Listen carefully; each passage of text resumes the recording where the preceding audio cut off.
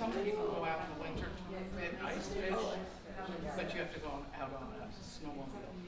And even the lake, When the lake freezes, freezes. Miss Hannah, No, when Rise says. no, it is not. But, you know, it's not totally camp. You have to wash or dry, microwave, satellite television. Yeah, yes. 10-minute ride. But really, I pass it every time, I never stop. Like, I said, I gotta stop. She's until. Well, it was good to meet you finally after talking to you so much. Oh, there was some answer. Are you leaving today?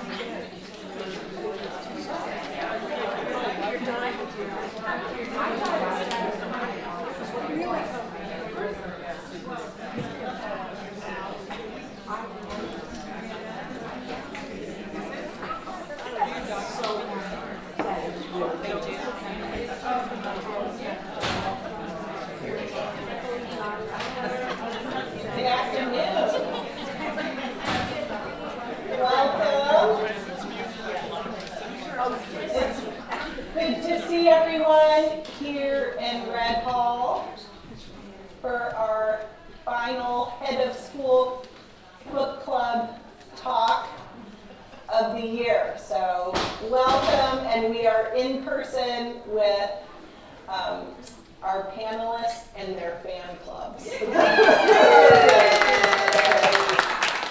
So as you know, I am Polly Fredlin, the head of school here at Westover. I'm so glad to have everyone here in person, as well as our alums through the live stream who are joining us to talk about and be a part of this conversation about this wonderful book, The Women by Kristen Hanna.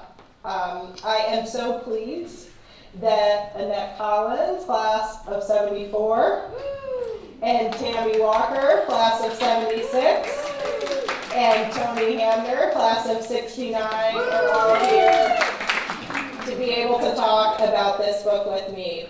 I thought I'd share a little bit about the book club, as folks may or may not know. I got my start in teaching as an English teacher, and so while I'm not in the classroom, books are a big part of how I live in schools, and the book club is a part of that. And as I thought about my first year at Westover, I wanted to select books that reflected conversations that I wanted to have with the community. And my first book this year, and many of you tuned in, was In the Time of the Butterfly, so by Julia Alvarez. And I thought it was a wonderful first book because it was a coming of age story. And this book, along with How the Garcia Girls Lost Their Accents and Yo, were actually published in the 90s when I was coming of age. And they were books that caught my curiosity that I read. They were about young women of color. And I went on to study comparative literary studies at Northwestern. I read and focused on women's literature, African American literature, and thought about what stories were and weren't being told within the canon.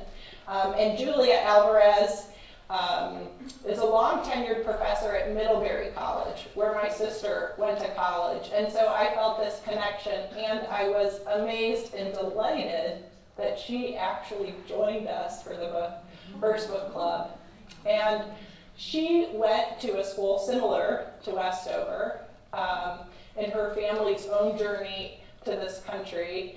And that school, I think it's Abbott, which merged with Andover. Is that familiar to folks? And so there were so many wonderful connections between her own educational journey and those of our students here. The next book that we did this year was in March, and The Emotional Life of Teenagers by Lisa D'Amour. This book also came out this year.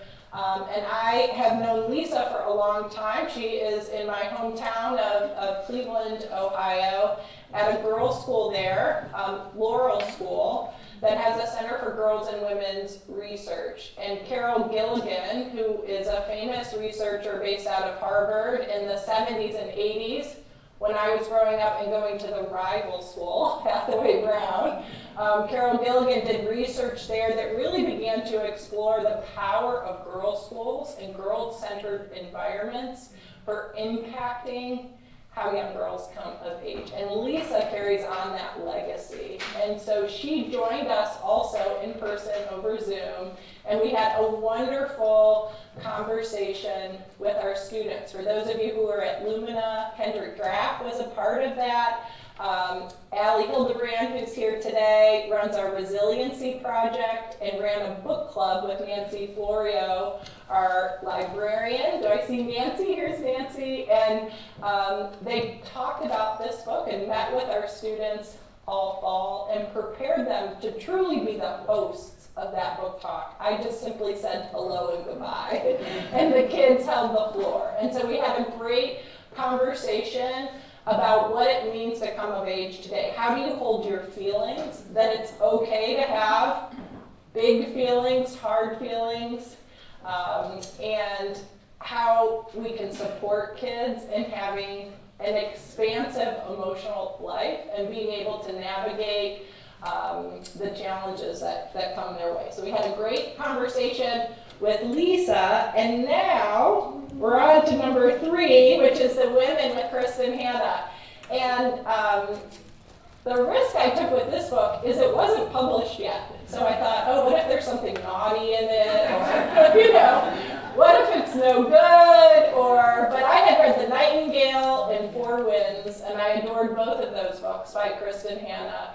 And when I thought about that third book club I wanted to meet during reunion, that the book was actually titled The Women, and that it was going to capture the experience of the women who contributed to the Vietnam War. It felt like I would be okay taking the risk. And so in February, the book was released, I think on the 6th of February, and there were a group of 10 of us who traveled down or met up in New York City, and Kristin Hannah kicked off her book tour there. And we got to just be in the audience along with probably a couple hundred other women, and we had our little Westover cohort. And it was fabulous. And there were women in the audience who had either been nurses or served in Vietnam, and Kristin Hannah talked about her process for how to tell a story through a character, Frankie, but to make sure that it was accurate of the time and to capture the complexities. And so we had a great evening then, and very quickly, this book went to #1 on the New York Times bestseller, and it has been on that list for 17 weeks now. So it's, and what has been fun here at Reunion Weekend is as I've gotten to bump into folks, I know many of you have read it, and if you haven't, hopefully this book talk inspires you to add it to your summer reading. So I think we're going to jump in. How does that sound? All right. So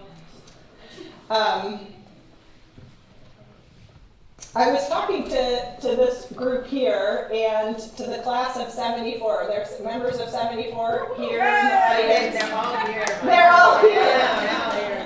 So the fun thing, or thing that I shared at the table last night, is I was actually born in 1970.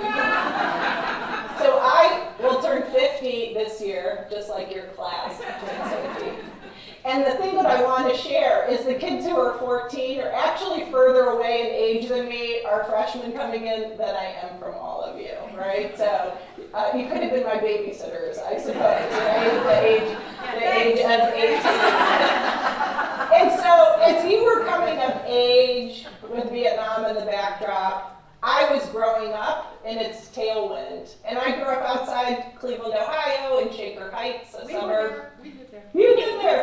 We were neighbors of Lisa. Oh my And goodness. no ant clocks. Oh, that's fabulous. So, right, Cleveland's a small town, not as small as Middlebury, but it is Shaker Heights is its own small town. And just 25 miles from Kent State, right? So as I grew up, my teachers, my history teacher in particular, was at Kent State in 1970 on May 4th when the shooting happened. And it was a part of, we marked it every year geographically. We understood its importance. We had a storyteller within our history department to relay the impact of what that meant to be of that generation and to have that happen on the campus where he grew up. So that was my experience in terms of knowing Vietnam as it ended, right? And still being amongst people who felt that impact. But for all of you, you were coming of age with this in the backdrop, heading into your lives, and I would love to just start as you reflect back on your own time here at Westover, for not long after, and thinking about Vietnam. What role did that play? How did it appear in the backdrop? What did that look like for you? And maybe we'll start with Tony. Okay, Okay, wait a second, here we go.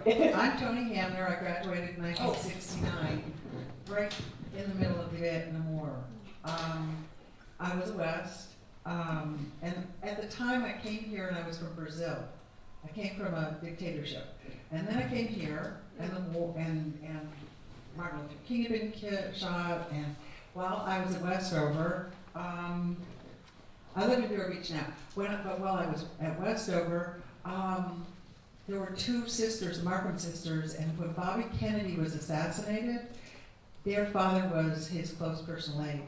And it really had an impact on the students at the school, or I remember it as such. And then I went to college in New York City. So, what more than that? That's great. We'll go ahead and keep introducing wonderful team.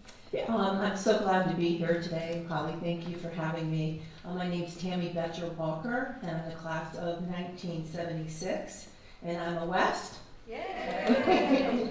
When I came here to Westover, I lived in Woodbury, Connecticut, and our year coming here was the first year they had day students. So I was one of the first day students here. I think there were probably 9 or 10 of us, but such a privilege to be here, and Westover has been a part of my life forever. When where I live now, my circles come around, and I'm back in Middlebury. Grew up in Woodbury, but now back in Middlebury. I spent a lot of my time, I went to nursing school up in Mass General Hospital in Boston, and I've been a full-time nurse for 42 years. Until 2 years ago. Other than the one other job I had out of nursing was here at Westover in the development world for 12 years and traveled with Aunt Polina and just loved all the alumni then and still do. And Westover has a huge part in my heart forever. Being a nurse, I loved the book, The Women. I have so many ways in resonating. I was a nurse full time during COVID in the hospital. And I have some parallels to Frankie that I'll probably share a little bit later. I'm a West. Three words. Annette B. Collins, and I'm only because my initials are ABC is why I do this now. I used to be known as Ace while I was here, and I still am, which is fine. And currently I reside in Chicago, but I came here from Cleveland as a student of part of the A Better Chance, the ABC program. And I came in 1971 and graduated in 74, and it's my 50th, and I'm delighted to be here. And so I was trained after I left Westover. I went to Wesleyan and studied religion. And then I went to the University of Chicago and studied more religion. And so I became ordained and worked with end-of-life care. And later going to law school so I could further do advocacy for people facing end-of-life concerns. So the death that permeates this book in particular, and the many facets of death that are in this book, attracted me after I was inducted to impress, or rather pressed to be here today, because Holly took me out to dinner in Chicago a couple of weeks ago, and I learned there's no such thing as a free lunch or dinner. A week later, I got an email saying, Annette, would you like to be a part of this book club? Not knowing that it would be a 500-page book I had to hurriedly read. I finished in Times Square 2 days ago, so I'm honored to be here. Thank you. Thank you. And I would love, Tony, you talked a little bit, but maybe talk about how Vietnam popped up, or how did that appear in your own lives growing up? So I have vague memories of Vietnam because, I was, born in 58, so I'm kind of a few years after or younger. I just remember the discrepancy of the Vietnam vets coming home and how they were treated. And I remember growing up and being a caregiver, how much I cared about those people and how they must be feeling coming back to a country that they supported with so little support when they came home. So that's the way I felt at that age. And then, of course, as years progressed, learning more about the Vietnam War. And I, through my years of nursing, have taken care of a lot of veterans. And Vietnam vets definitely have a whole set of different issues than veterans from World War II. So that's just kind of a little bit of my thoughts about Vietnam War. What are the different issues, apart from what you said, how the country was not behind them, as opposed to the national effort and applause that the World War II vets got? What other big differences, if any? Well, I think, to my understanding, the World War II veterans went over usually as teams and as groups, platoons, and that created a real sense of community. And it was just a different time, so when they came home with their community. They didn't talk a lot about World War II. They tended to talk more to each other while they're waiting to come home. Where the Vietnam vets, when they came home, there was such controversy, for Frankie to come home and have somebody spit at her. I think that was not uncommon. So the veterans from Vietnam came home sporadically, alone. They might not have known anybody that they were plumped in with and then taken home. And so they didn't have that sense of community, which is so important, compiled with the treatment that they got when they did get home.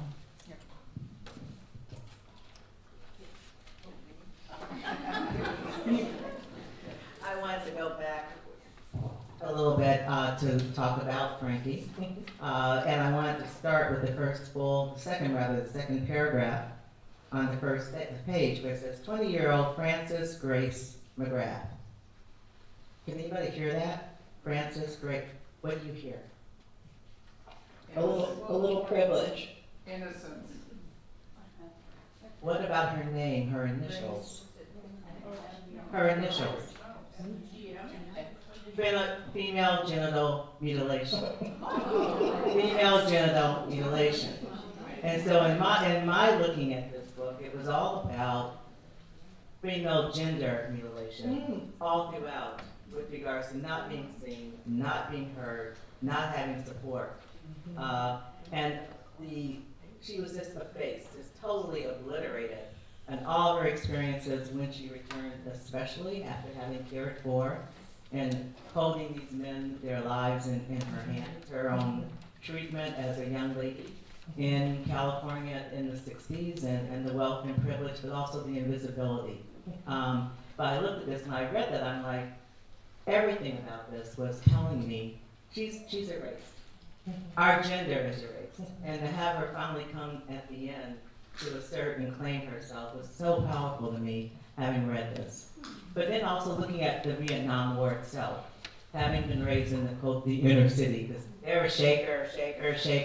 I was born and raised. They were tough. I was raised in Huff, which is now where the Cleveland Clinic is, so it's not as poor as when I was there growing up. But at that time, when the Vietnam vets came home, I can remember distinctly a person who had probably been addicted to heroin and other kinds of things, who then got on his porch and started shooting at people who were walking by. There was no support for him. And my father, who had been in World War II, proudly then went in and got all of his guns and brought them on the porch to defend us. Because we didn't know he was just the other person across the street was going to stay on his porch. He was going to then walk up and down the street. Later, when I went to Chicago, one of my best friends was also a Vietnam vet. I was there when he ran out of somebody's car and literally just jumped out and attempted suicide. But probably was not for him suicide, it was more he was trying to save himself. There was no place where he fit. Either as a veteran, coming home and being with friends and family. Later he died very young, a very brilliant man, but also very violent, and you never knew who you were going to be speaking with. And I love David to death, but David died alone. And so I think about the relationships he had with his family and his friends coming back, and how he bagged bodies. That was his job when he was in Nam. He bagged bodies.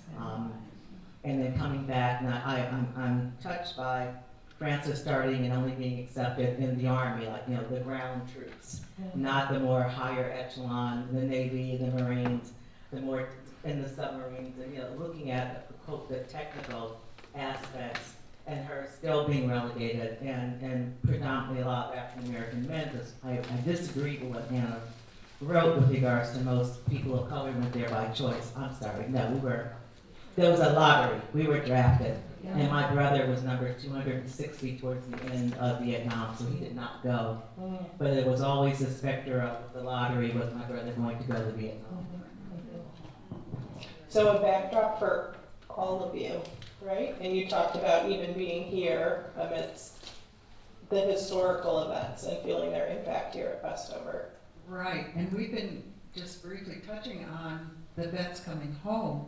I was part of the cadre of people who were protesting on college campuses and in front of the White House and on Wall Street, etc. So I was protesting the war, not the veterans. I supported the troops, but I did not support the war. And there were a lot of people who felt that way, and I was just one of them. And how did your family feel about your marching? What was that like to be a teenager, and if you decided that you didn't support what the country was doing, what did that feel like? Well, in 1969, they made me do a debutante ball in New York City. Okay, so I fit into Francis's place. And when I started protesting, my father said, "Oh, I'm not going to pay for your education." Well, my mother was paying for my education, and she said, "Go ahead." And I went to college where Tricia Nixon went to college, and so when our busload came, he actually let 3 people who were on the student body at Finch come in and talk to him because they had known Tricia. Amazing.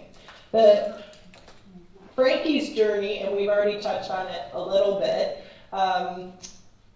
exposes the comportment and rules of womanhood in the 1950s, juxtaposed with the rising sort of freedom that women felt as we moved through that Vietnam era. Did you experience this shift in your own lives or with the women who were in your lives, maybe your mothers? Did you feel different?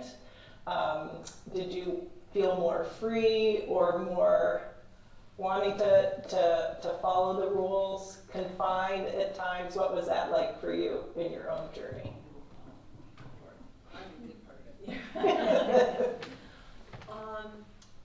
I'm not quite sure I feel like going to Westover. really gave me an opportunity. I had people here that believed in me, that saw things in me that I never saw in myself. And that was particularly Ann Polina. And that's why when she asked me to come back to the school, I did come back to the school. But I think that when women like Frankie and so many women like my friend Annette and all of us here have gone forth and felt that we could do all these miraculous things. It's the women ahead of us paving the way that give us the strength to and encourage us to do what we know we're capable of doing. Anyone else have that experience, that sort of tension between doing what you need to do, following the rules, and wanting to break the rules?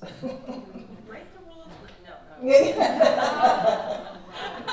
I have some of my I have some of my classmates here as well, so I need to be very careful.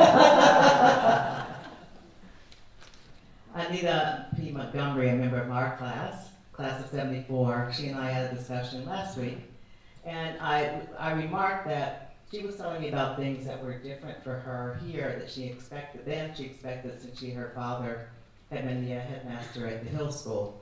And I explained to her at that time, and I think I also shared this with Gail, was not knowing your world, okay, not knowing, where you all came from. I mean, it was always like a fairy tale. I remarked to Holly 50 years ago. Gary, if I recall correctly, with Lawrenceville Academy, okay. God almighty, how do you remember that? This is my first boyfriend. Go ahead. We were really good friends, Holly, at that time. I remember Gary in Lawrenceville Academy, so I saw this movie called The Happy Years, and said, oh, I want to go to boarding school without knowing what that was and what that meant. And Dean Stockwell and Leo G. Carroll, and I was influenced by that in Gary and Lawrenceville Academy. Yes, Holly, I remember. But in looking at that, I had no expectations. And so when I saw everyone here acting and being in a certain kind of way, I kept thinking, well, this is the way life should be, for women, or the expectations. I was not able at that time to be critical about the education that we were receiving, that this was, quote, in a finishing school. And so I really thought I need to follow and understand what you all were experiencing, because I felt I was a guest at your home, okay? I never felt that I really belonged in 1971. So I'm looking at, what was I to be and become, it was like, I didn't know. I had no idea. It was, I got a great education, now what next? Who am I? Where do I go from here? Great. Did you want to add on? I do remember that going through that period with the Vietnam War is sending friends away and not having them come back, and not knowing how they met their demise, because we were getting no information. There was no internet or anything else, and it was deeply disturbing. And as Frankie goes through this story, she starts out thinking, oh, I'm going to go be in Vietnam with my brother. Well, not so.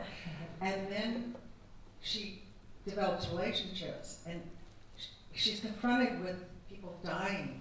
And then at the end of the book, they didn't die. And that was the really shocking part of the whole book, was that there was this whole circle of relationship that went around. Everybody didn't die. But she just does discuss the prisoner of war camps quite a bit, so it's really moving. And that confusion too, right? And I think the other thing that gets highlighted are the friendships, right? So Ethel and Barb, and I'd be curious what stood out to you about these friendships. Have you had friends that have similarly anchored you through times in your life? We talked a little bit about nursing and through COVID and how you might experience some parallels. Yeah. I could really resonate with Frankie in her day-to-day nursing responsibilities in Vietnam, and I had the opportunity to be a nurse full-time through the whole COVID in the hospital for Hartford Healthcare at home, and being in the trenches. it's so important to find your community. And she found her community, the two women that she was friends with for a lifetime, a couple of the doctors. Without that sense of community, it's very hard to keep your mental health. You don't have time, for me, for COVID, we didn't know what was coming. It was like waiting for that helicopter to come. And then all of a sudden the hospital was full and the ICU was full and we had daily meetings and the doctors would say, "Are you okay?" You know, I've never in 42 years seen people die so quickly. One minute they're okay, the next minute their margins start dropping, you can see their labs, you think maybe they're gonna make it, and then an hour later they're gone. So for Frankie, it's a matter of survival in a medical setting when you're dealing with death and dying, and I was a hospice nurse for many years, end of life care, it's all such a privilege, and you only have one chance to do it right. And to do it right, you need the support of your colleagues. And then on second fold to that, you need a release. So in the book, when Frankie and the doctors, they'd all go to the beach and drink and play games, and like you think, how could they be doing that when they spent the day, what they were doing, and they're gonna do the same thing that night or the next day.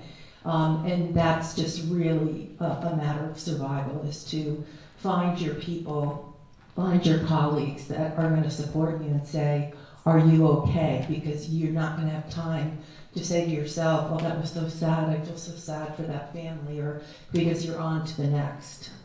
So that's how I resonated with the book. The one thing I do want to share is one story of a Vietnam vet that I took care of. And he was causing all sorts of trouble in the facility that he was in, where he would not sleep. And he would be agitated and disrupt the entire place in the middle of the night. And so I kept thinking about it, and I was talking to the social worker and the doctor, and he said, "He won't sleep. Why don't we put the bed on the floor? Maybe he's afraid there's somebody under the bed." And we did, and he slept like a baby from that point on. So that's just one patient out of hundreds of thousands of Vietnam vets that are out there left with post-traumatic stress disorder, drug and alcohol problems, mental health problems. So they did a great job there, the MASH unit, doing the best they could to care for those soldiers. And the one other thing is Kristen Hanna is my favorite author. And when I read her books, I feel like I can hear the helicopter coming, and I can feel the wind from the blades of the helicopter. It's just, she's just a beautiful writer.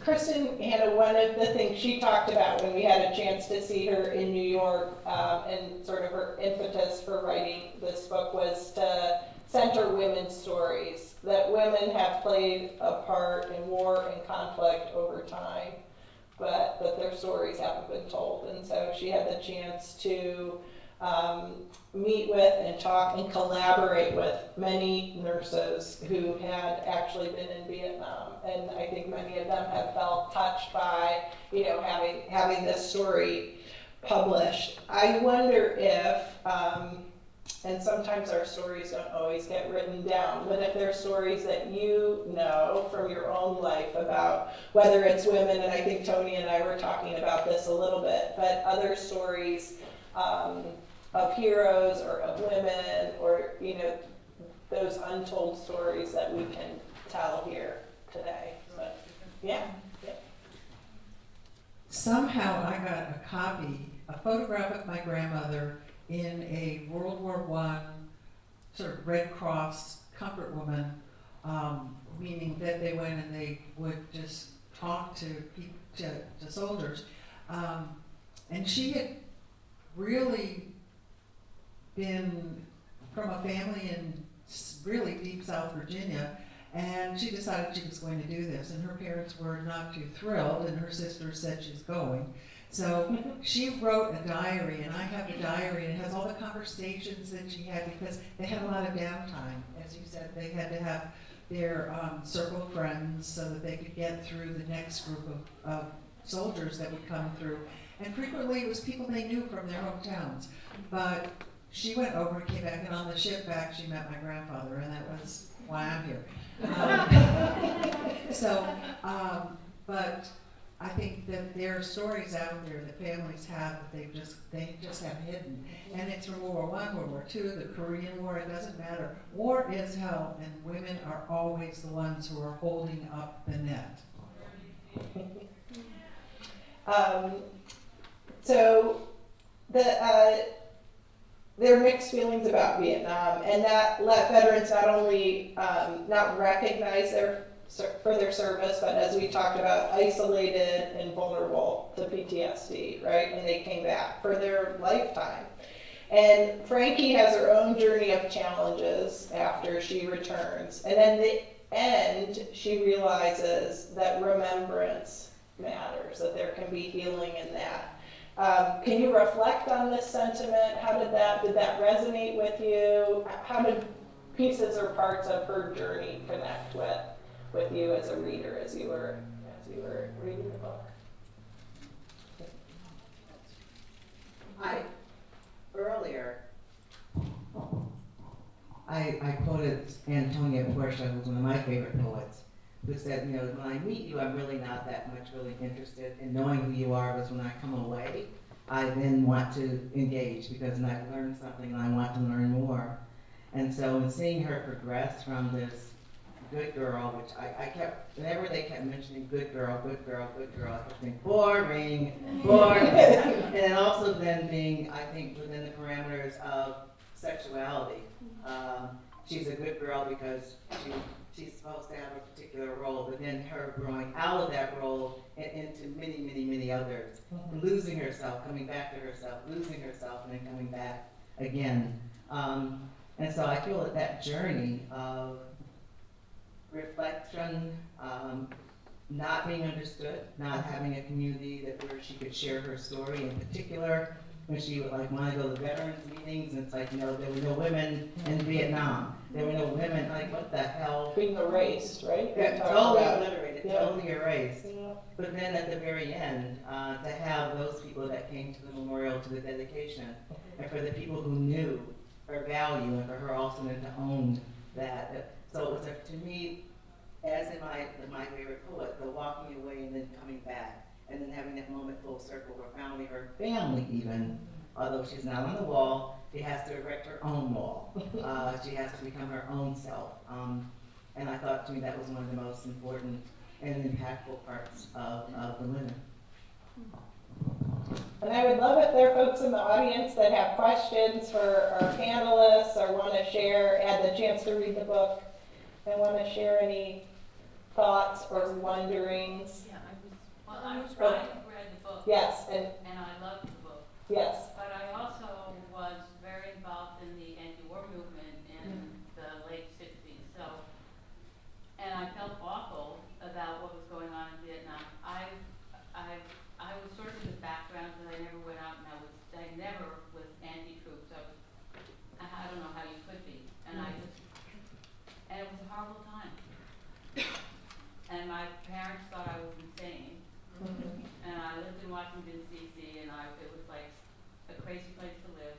But this book is very, very reflective of the time and how I saw what was going on. I felt what was going on over there was not right for the women. I mean, and then to read this book and have her told, oh no, there were no women in Vietnam. I'm like, wait a minute.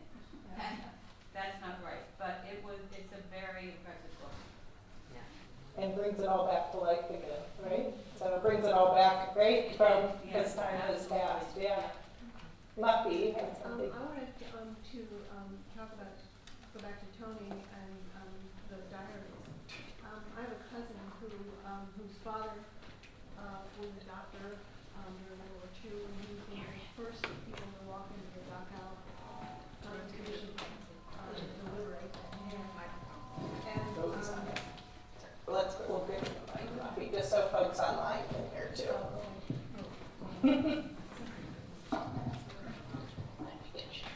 This goes to. Flip it all the way up. It's on. Okay, can you hear me? Yes. discovered a trunk in the attic of her home. And her father had been a medical soldier, doctor during World War II, and he was one of the first people to walk into the Dachau concentration camp, to liberate that camp. And he was a letter writer, but he never wrote any of that back to his family, but he kept diaries. And he kept records, very detailed records of what was going on. And he collected some things to kind of prove to people. I think there was like a Nazi flag and maybe some money brought a gun back or whatever. But anyway, there was this treasure trove of information that my cousin didn't even know about. She just happened to find it. And she ended up writing a book, basically. She gave most of the objects to the Yale University collection of World War II memorabilia, kept the letters to write a book, and then donated the letters to Yale. And so, if anybody has a treasure trove or a diary or something like that about the people in your life, or some experience that they had that can shed light on a time in history or the way women were treated, think about it. Think about writing a book. And I love that you bring that up. It makes me think of something we were discussing before, and was that Vietnam was the first time that a war had come into living rooms in the cities and the suburbs, and how much that impacted, so even those artifacts help tell a truth, right? So they help us understand that historical evidence of what was true and not true. And there was this real-time storytelling. And Tony, you could talk a little bit about, you were telling me about how the movies, or how did that impact any of you? And we had talked about the movies. Mm-hmm. Well, all of us probably in this room, pretty close, remember that maybe you didn't see it on television, but if you went to the movies, you saw newsreels at the beginning of the movies. And frequently that was how Americans, if they didn't hear it on the radio, that was how they got their information about World War II, about what was going on in different parts of the world.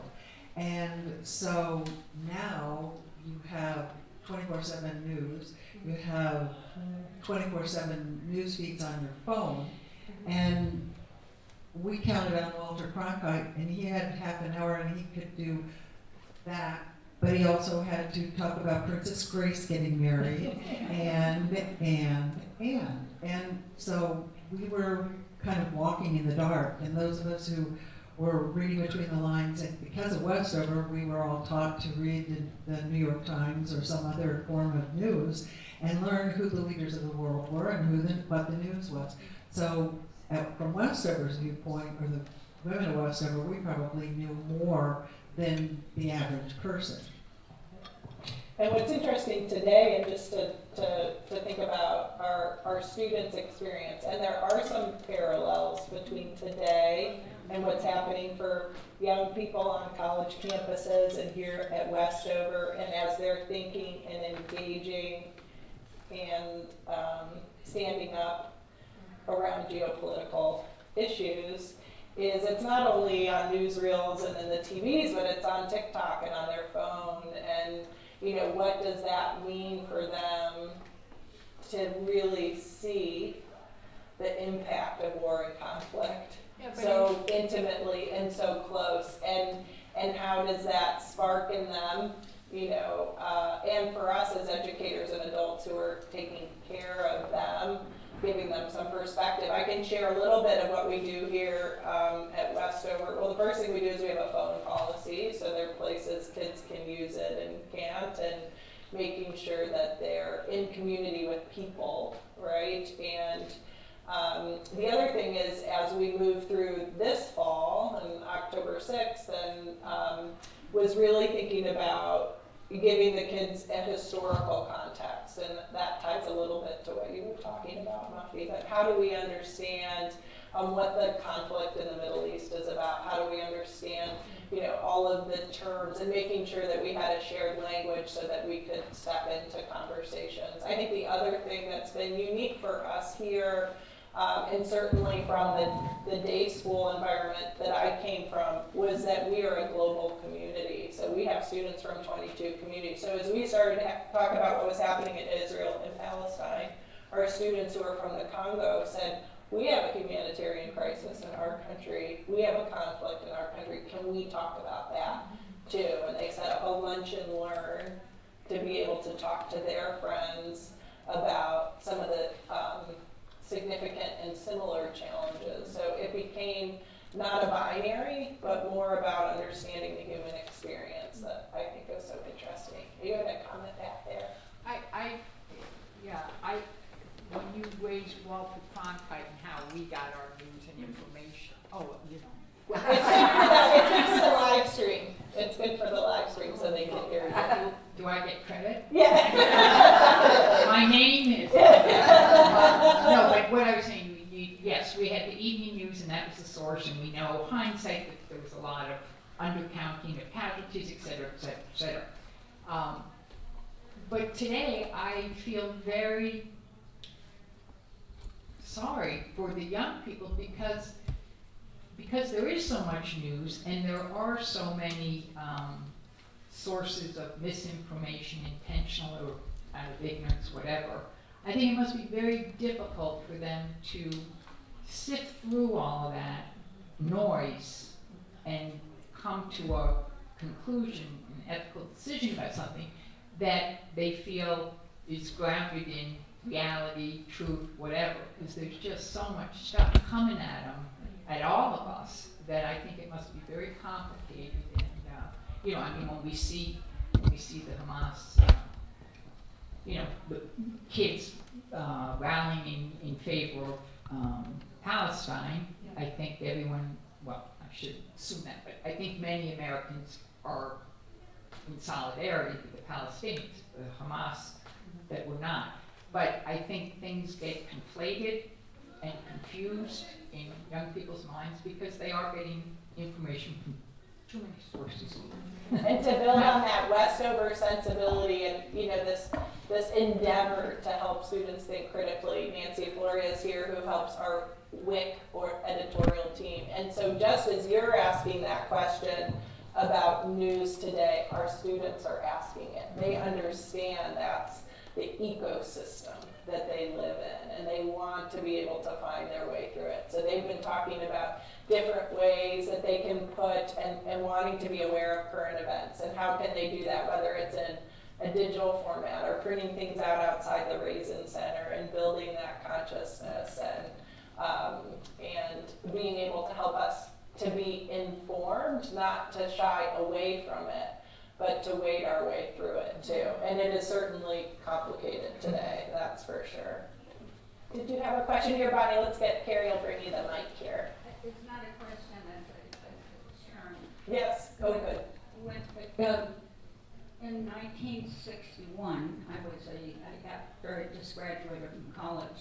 I was working at MIT as a secretary, and I saw that there was an advertisement in their newspaper, or then whatever it was for somebody looking for a roommate.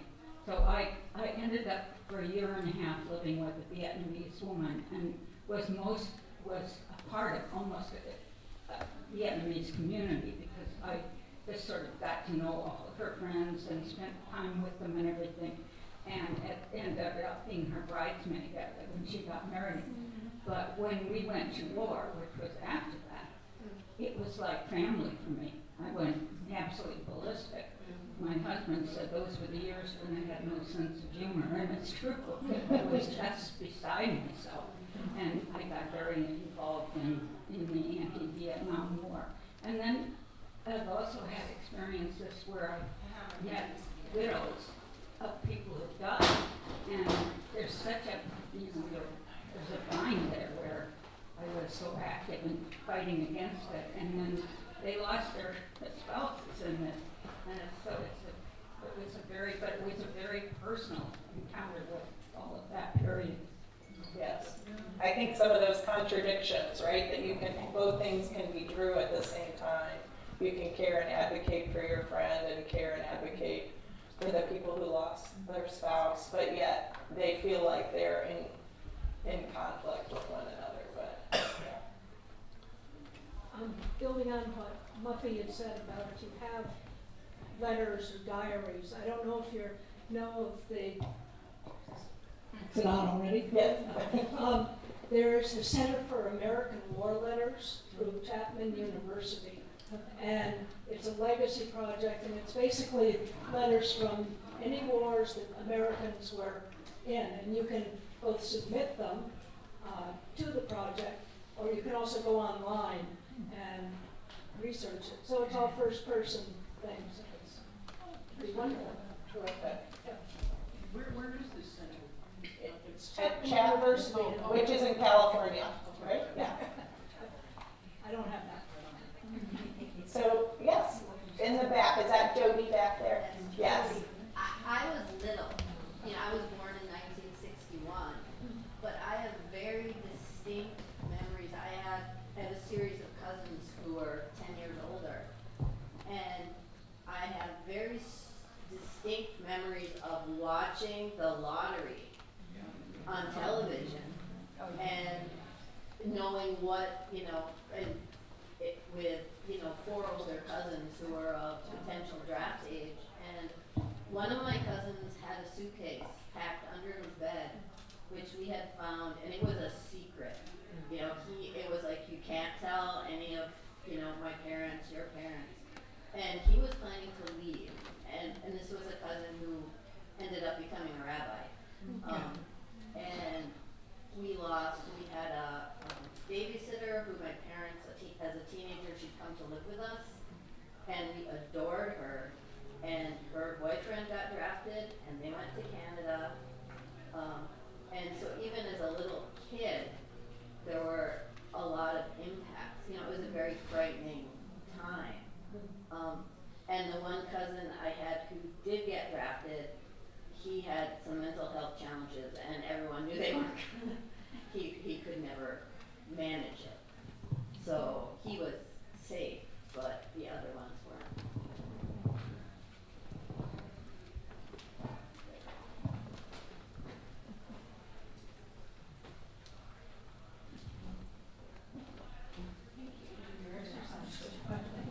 I wanted to go back to Frankie and the idea about those of us who grew up in the 50s. Speaking for myself, I assume I'm not the alone. But, women were often objectified and infantilized and made to feel, we had a particular role and that was it. So when you think about the mother and how the mother ended up with the Valium, and she had a very specific role to play. Obviously she was capable, but she wasn't allowed to show that.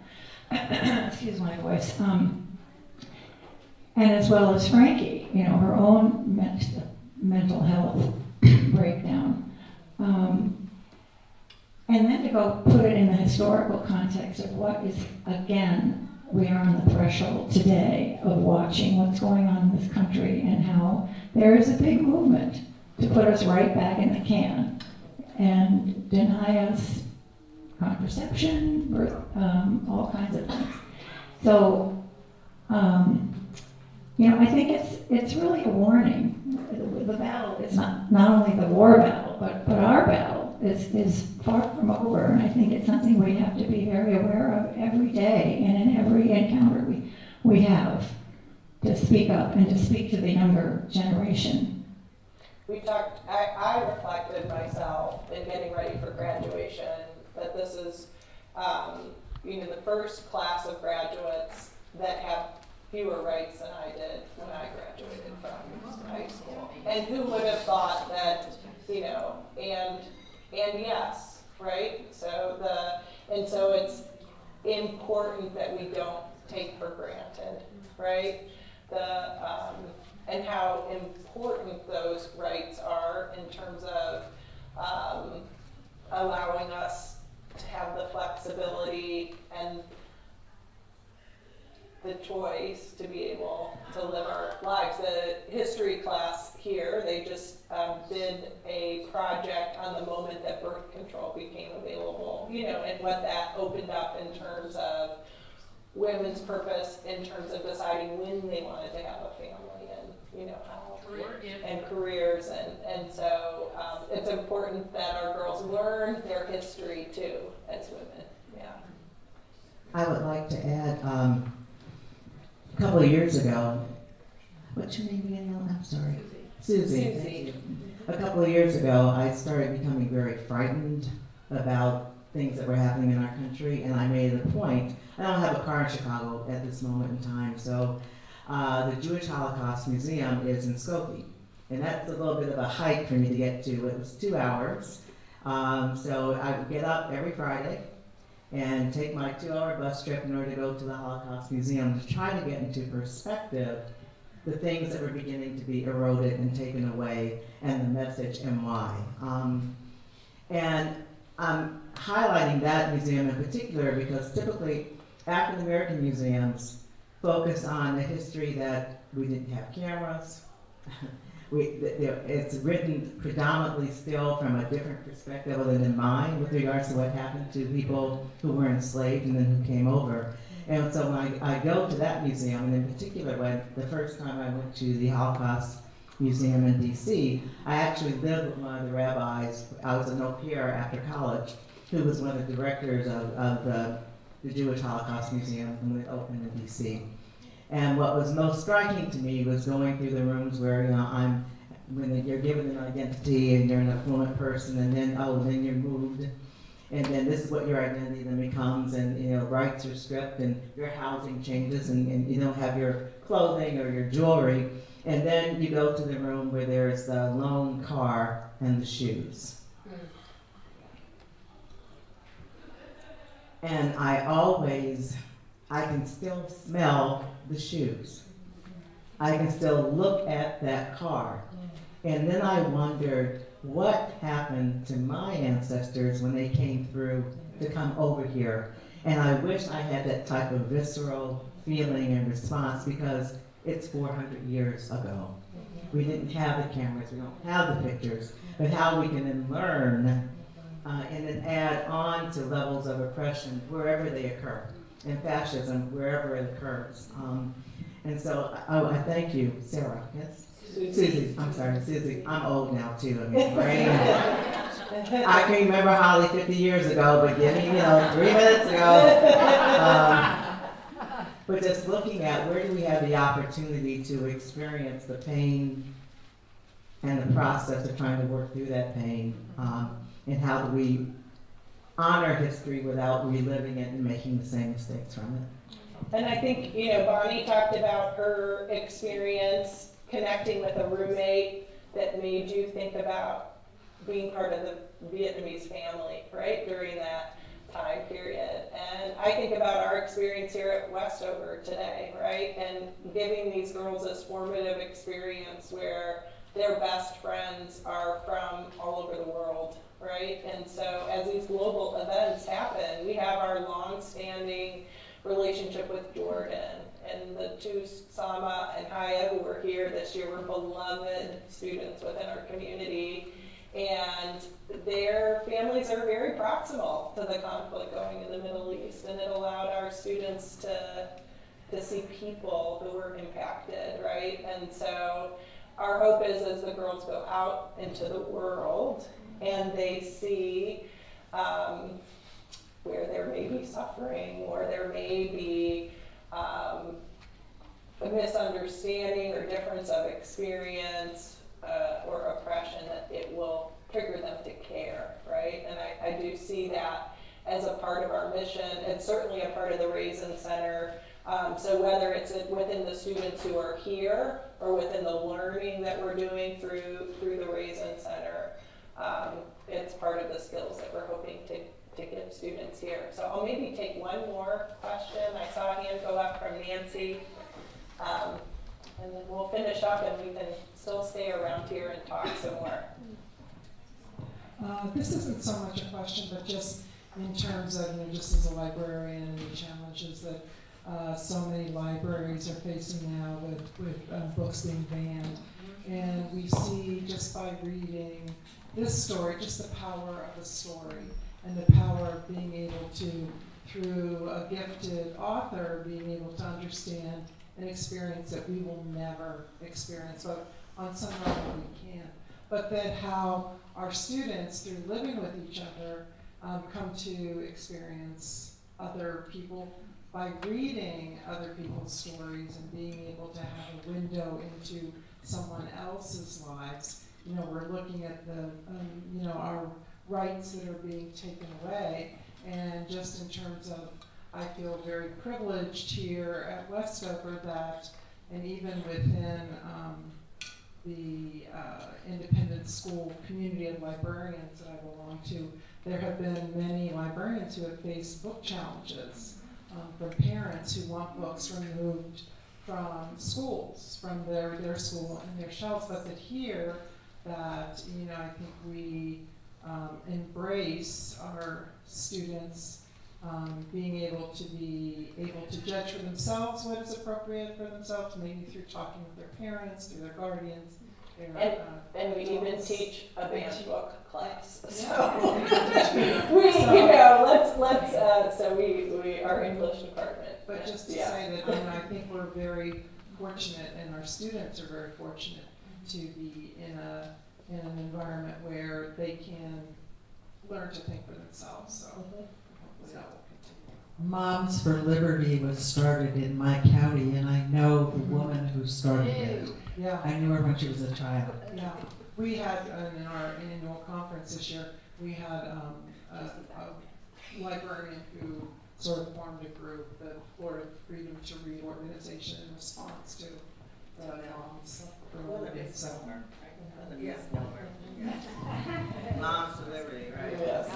Well, I want to thank you all for coming out. My senior thesis was in a course called Writing Women's Lives. I wrote about Ida B. Wells, who is from Chicago, and got to explore primary sources and that incredible art of storytelling that Kristen Hanna also gifted us with, being to travel back to, this era, to give voice and story to Frankie and the nurses of that era and what their true lived experience was.